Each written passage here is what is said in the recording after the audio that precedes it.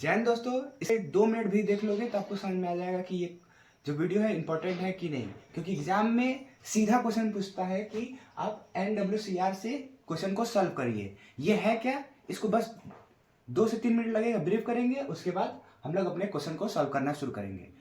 जो हम बताएंगे उसको सुनना जरूरी है, क्योंकि उससे कभी रिलेटेड डिफिनेशन या उसके बारे में भी पूछ लेता है। तो यहाँ पर पहले हम लोग IBFS को निकालेंगे।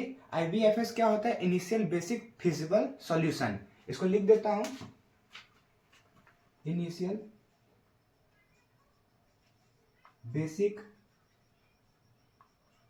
Feasible solution. और ये जो होता है नॉर्थ वेस्ट कॉर्नर रूल। ठीक है। इनिशियल बेसिक फिजिबल सॉल्यूशन का यहाँ पर मीनिंग क्या है? आपके पास एक कंपनी है और कंपनी में आपके पास अलग अलग पोस्ट खाली है। जैसे कि आपको इंजीनियर चाहिए, मतलब मशीन को देखने वाला या उसको चलाने वाला, या उसको कुछ खराब हो जाए तो सही करने वाला, मैकेनिकल जिसको कहते हैं। आपको कोडर वाले चाहिए कि ऑनलाइन में आपको कोड करने के बाद उसको आप लोग कंपनी ऑनलाइन भी ले जाएंगे। या आपको वर्कर्स चाहिए, या आपको आपको उसमें ड्राइंग या उस तरीके का कुछ बना कर काटना है। तो हर जॉब के लिए अलग अलग फील्ड के लोग लगेंगे। अब इंजीनियर वाला जो भी काम रहेगा वो अब हम ये नहीं कहेंगे ना कि कॉमर्स वाला बंदा आएगा कर लेगा, उसके लिए इंजीनियरिंग वाले ही बच्चे को लाना पड़ेगा। तो ठीक वैसे ही सुटेबल, जैसे कि टीचर अब मैथ का है, उसको कर दिया जाएगा साइंस पढ़ाने को, तो वो उतना टाइम कंज्यूम करेगा बहुत ज़्यादा जितना नॉर्मल टीचर करेंगे। तो टाइम भी कंज्यूम करेगा, साथ साथ ज़्यादा चांसेस है गलत भी पढ़ा सकता है और मनी का भी यहाँ पर ज़्यादा लॉस होगा। इसीलिए हम लोग ये क्वेश्चन पढ़ते हैं, मतलब IBFS, यानी कि जिसका जो काम है उसको वो सुटेबल मिल जाए। यहाँ पर हम लोग यूज करेंगे नॉर्थ वेस्ट कॉर्नर रूल को। आगे आने वाली वीडियो में आपको 2-3 वीडियो इसका फिर से इसी रिलेटेड क्वेश्चन मिलेगा। उसके बाद अलग अलग 2-3 और मेथड है, उसको भी यूज किया जाएगा। तो बिना देर के चलिए शुरू करते हैं। यूज ही करते हैं नॉर्थ वेस्ट कॉर्नर रूल को। जैसे कि यहाँ पर नॉर्थ वेस्ट और यहाँ पे ईस्ट साउथ और ईस्ट लिख दिया है, तो बोला है कि नॉर्थ वेस्ट, नॉर्थ और वेस्ट के कॉर्नर चलना है, यानी कि यहाँ से चलना है। अब रूल लगाना है, यानी कि सीधा सा मतलब है, जैसे कि नाम है, नाम याद हो गया होगा, नाम से मालूम चल जाएगा कि ये यहाँ से स्टार्ट होगा। तो बेसिक जो क्वेश्चन है वो कुछ इस तरीके का है कि यहाँ पर आपको ओरिजिन दे दिया है O1 O2 O3 O4, और यहाँ पर डिस्टिनेशन दे दिया है। डिस्टिनेशन मतलब यहाँ पर कहाँ पर लेकर जाना है। जैसे कि आपको जॉब के लिए बताया, वैसे यहाँ पर आपको ये भी जान सकते हो कि एक जगह से दूसरे जगह पर लेकर जाना है सामान। तो जैसे कि आपको ऑनलाइन शॉपिंग करते हो तो जो आपको लेकर आता है डिलीवर वाला, तो वो डायरेक्ट आपके घर नहीं आएगा, उसके रास्ते में जो पहले आएगा उसको सप्लाई करेगा, क्योंकि उसको फ्यूल बचाना है और उससे प्रॉफिट होगा उसका। तो बस वही वाला काम करना है। यहाँ पर 4 ओरिजिन है और यहाँ पर 4 डिस्टिनेशन है। तो कौन सा डिस्टिनेशन किस ओरिजिन से जाएगा, इसी को हम लोग को निकालना है। और हम लोग उससे कैलकुलेट कर लेंगे कि मतलब कैलकुलेट बचा लेंगे अपने टाइम को, पैसे को, और वर्कर्स को भी बचा सकते हैं। तो सबसे पहले देखना है कि बहुत आसान है, ये भी जान लो एग्जाम में आता है। क्वेश्चन में ये लिखा रहेगा, ये जो ब्लैक वाला लिखा हूँ क्वेश्चन में लिखा रहेगा कि यहाँ पर आपको ओरिजिन दिया है और यहाँ पर डिस्टिनेशन दिया है। साथ साथ इधर जो है वो आपका सप्लाई और डिमांड होगा। इस साइड जो होगा वो सप्लाई और इस साइड डिमांड होगा।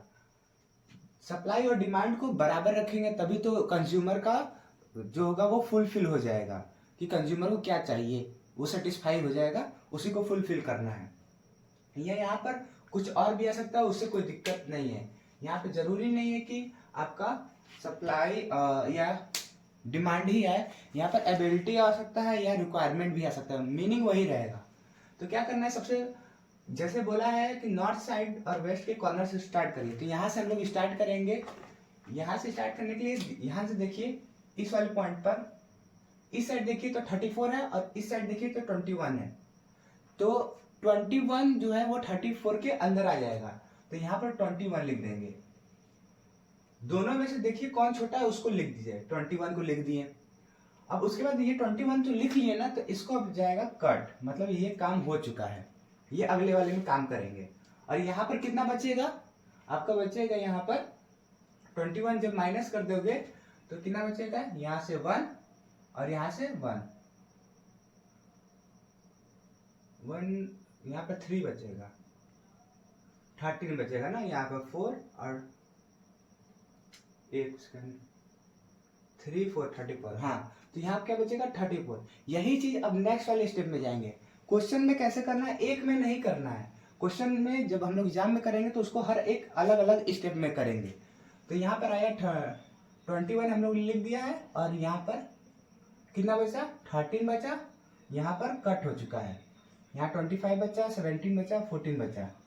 और यहाँ पर जो अंदर है इसके 5 1 3 5, अभी इसका भी रोल है, इसको चुपचाप से क्या करना है, रिपीट कर देना है हर में, सब में सेम सेम लिख देना है चुपचाप से। इसका लास्ट में जो होगा उसका यूज होगा।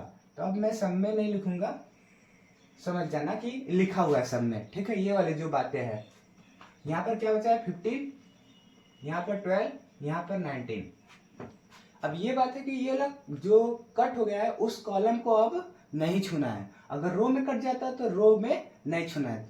तो फिलहाल के लिए वैसे काटना नहीं है, आपको समझने के लिए बस ये वाली लाइन को मैं काट दे रहा हूं, ये वाली लाइन को अब छूना नहीं है। तो अब देखिए यहाँ पर 13 बचा हुआ है यहाँ पर। अब इसके हिसाब से देखिए कि यहाँ पर ये वाला रो आएगा, क्योंकि नॉर्थ वेस्ट जो है ये कॉर्नर हो जाएगा। तो यहाँ पर 13 है, यहाँ पर 25 है, तो कौन छोटा है 13। तो यहाँ पर लिख देंगे 13 जो है यहाँ पर आ जाएगा। लेकिन ये 30 अब क्या हो जाएगा, कैंसिल हो जाएगा, पूरा खत्म हो चुका है। यहाँ पर 13 में से माइनस कर लोगे, कितना बचेगा, यहाँ पर 2 और यहाँ पर 1, यानी कि यहाँ पर 25 से बच के 12 हो चुका है। तो इसको अब नेक्स्ट वाले में लिखेंगे, ये कट हो चुका है, यहाँ 12 17 17 19 12 15 और ये कट हो चुका है।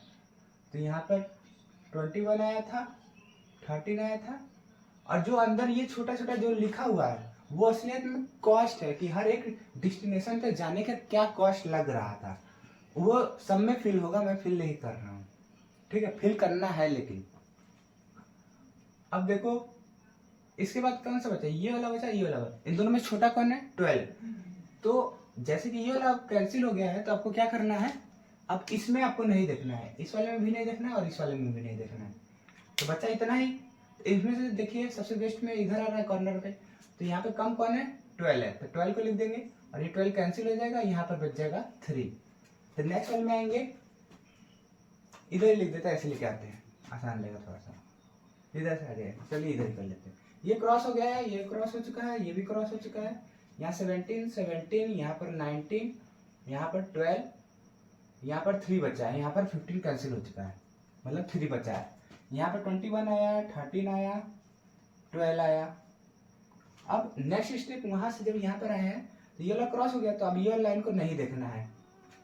तो अब क्या करेंगे, अब ये वाले चीज को देखेंगे, बस इतना चीज जो इतना दिख रहा है, ये जो दिख रहा है इतने को करेंगे। तो यहाँ 3 और 17 कौन छोटा है, 3 छोटा है, तो यहाँ 3 लिख देंगे, ये 3 कैंसिल हो जाएगा, यहाँ बचेगा आपका 3 में से कैंसिल करेंगे तो यहाँ पर 14 बचेगा, ये कैंसिल हो जाएगा। फिर नेक्स्ट वाले में जाएंगे, 21 13 12 3, ये कैंसिल हो गया, ये भी कैंसिल कैंसिल कैंसिल, यहाँ पर 14 बचा था, यहाँ 17, यहाँ 19, यहाँ 12। तो क्या करना है, अब इस दोनों के ये वाला भी रो कैंसिल हो गया है, ये वाला भी कैंसिल हो गया है, ये वाला भी और ये वाला भी, बचा इतना ही। इसमें 12 और 14 में, तो 12 यहाँ पर आ जाएगा, तो 12 कैंसिल हो जाएगा, यहाँ पर 2 बच जाएगा। तो फिर नेक्स्ट वाला स्टेप में जाएंगे, 20 13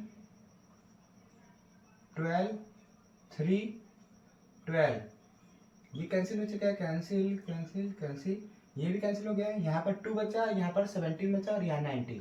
तो अब क्या करेंगे कि इन दोनों में से देखेंगे तो 2 को इधर हम दे देंगे, तो ये कैंसिल हो जाएगा, और यहाँ पर क्या बच जाएगा, यहाँ पर बच जाएगा 17। तो एक और नया बनाएंगे,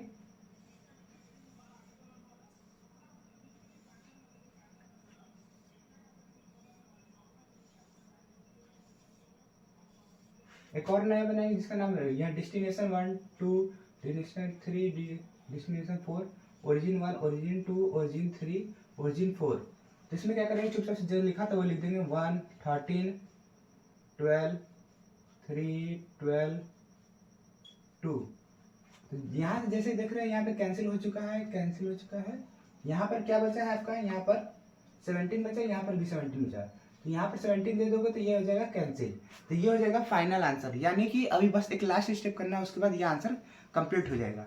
क्या करना है, पहले तो फिल कर दो जो था मेरा, क्या था वहां पर 5, 1, 3, 5, 3, 3, 5, 4, 3, 4, 4, 3, 4 -1, 4, 3।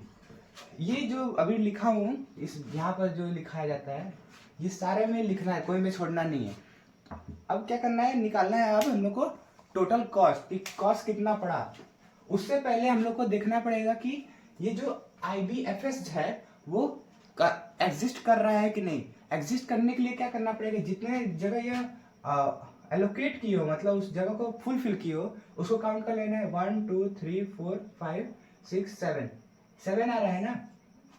इसी को फॉर्मूले के थ्रू आपको चेक करना है। फॉर्मूला क्या है, कुछ नहीं, m + n - 1, यही फॉर्मूला है। इसमें m जो है वो हमारा रो है, तो रो कितना है, 4 रो है, प्लस कॉलम कितने हैं, n की वैल्यू जो है वो कॉलम है, और ये जो है हमारा रो है। तो कॉलम कितने हैं, 4 है, -1, तो 8 - 1 कितना आता है, 7। तो ये देखिए जो हम लोग काउंट किए थे 7, तो 7 के बराबर आया, यानी कि IBFS जो है वो एग्जिस्ट करेगा, एग्जिस्टेंस। ठीक है, इसको हम लोग प्रॉपर लिखेंगे। क्या लिखेंगे, मैं यहां से बता दे रहा हूं। ये जो फॉर्मूला है उसको लिख देंगे हम लोग, नंबर ऑफ एलोकेटेड सेल, जो ये एलोकेट किए उसी को, नंबर ऑफ एलोकेटेड सेल। ये काम हो गया।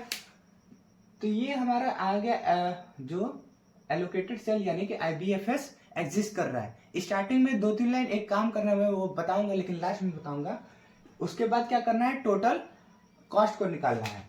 टोटल कॉस्ट कैसे निकलेगा, तो लिखेंगे total cost equal to total cost, ये 21 लिखा है, उसका जो कॉस्ट लिखा कितना है, 5 है, तो इसको एक जगह लिख देंगे, प्लस ये 13 है multiply 1, plus 12 multiply 3, plus 3 multiply 5, फिर प्लस 12 मल्टीप्लाई 4, फिर लिख देंगे प्लस 2 मल्टीप्लाई 4, फिर लिखेंगे 17 मल्टीप्लाई 3। पहले सबको मल्टीप्लाई कर लेंगे, फिर उसको सम कर लेंगे, जो आंसर आएगा वही हमारा टोटल कॉस्ट हो जाएगा। ये टोटल कॉस्ट जो होगा वो सबसे कम होगा, क्योंकि हम लोग इस मेथड का यूज करके गए हैं। और स्टार्टिंग में क्या लिखना है वो मैं बता देता हूँ। सबसे स्टार्टिंग में जैसे कि क्वेश्चन ये है, तो क्वेश्चन में नहीं करने लगना है, वो अपना एक नया टेबल बनाना है। उसके बाद लिखना पड़ेगा आपको, यहाँ पर मैं इरेज करके लिख दे रहा हूँ। सबसे पहले आपको चेक करना होगा टोटल डिमांड और टोटल सप्लाई। क्या है ये, यहाँ पर जो टोटल डिमांड है और टोटल सप्लाई है। मान लो कि ये सप्लाई था और ये डिमांड था, यहाँ पे लिख दे रहे हैं डिमांड, नहीं इसको मान लेते हैं सप्लाई। इधर ही सप्लाई अधिकतर समय होता है और डिमांड इधर रहता है। तो कहता है कि टोटल डिमांड कितना है, तो क्या करेंगे इसमें 21 + 25 + 17 + 17 करेंगे, और टोटल सप्लाई जो है उसको प्लस करेंगे 34 + 15 + 12 + 19। इसको सम करेंगे तो कितना आएगा, इसको देख लेता हूँ, देख क्या मतलब क्या ही नहीं हूँ, 1 यहाँ पे 34 21 25, यहाँ पे 1 कैरी 3 6 8 81 यहाँ पर आया। इसको भी सम करने पर 81 ही आना चाहिए। 19 है तो यहाँ पर 19 होगा, तो यहाँ पर 17 1 की जगह आ जाएगा 81, मतलब 10 प्लस कर देंगे और तो 18 1 आएगा। तो यहाँ पर देखिए टोटल डिमांड और टोटल सप्लाई जो है वो इक्वल है, तो यहाँ पे लिखना पड़ेगा total demand equal to total supply. ये लिखने के बाद हम लोग बोलेंगे कि ये प्रॉब्लम जो है वो ट्रांसपोर्ट मतलब बैलेंस ट्रांसपोर्टेशन प्रॉब्लम है, यहाँ पर लिखेंगे। ये होने के बाद लिखेंगे हम लोग प्रॉब्लम इज बैलेंस्ड ट्रांसपोर्टेशन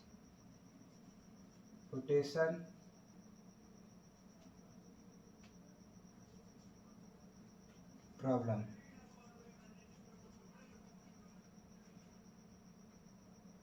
ठीक है, तो सबसे सबसे पहले हम लोग क्या करेंगे, इसको देख लेंगे क्वेश्चन जो है, उसके बाद हम लोग लिखेंगे टोटल डिमांड और टोटल सप्लाई, उसको सम करके लिख देंगे। अगर दोनों बराबर होगा तब हम लोग problem is balance transportation problem लिख के हम लोग इसको सॉल्व करेंगे। सॉल्व करने जैसे ये ब्लू सॉल्व हुआ था, सॉल्व करने के बाद ये जो एलोकेटेड सेल आएगा उसको काउंट कर लेंगे, 1 2 3 4 5 6 7 आया था, तो उसको आप फॉर्मूले के थ्रू एक बार चेक करेंगे।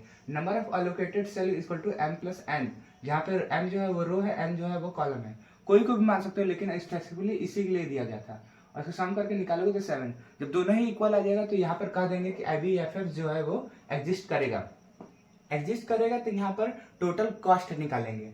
क्या है, ये जो अलोकेटेड किया और जो एक का है प्राइस, तो दोनों का क्या कर देंगे, मल्टीप्लाई कर देंगे, फिर इसका भी मल्टीप्लाई कर देंगे, इसका दोनों को मल्टीप्लाई कर देंगे, मल्टीप्लाई करते जाएंगे और सबको एक बार में प्लस कर लेंगे। जो आंसर आएगा वो हमारा टोटल एलोकेटेड मतलब टोटल कॉस्ट लग रहा है कि कितना कॉस्ट में हम लोग सप्लाई कर लेंगे अपने डेस्टिनेशन के लिए। तो आज के लिए वीडियो में इतना ही, मिलते हैं अगले वीडियो में। जय हिंद।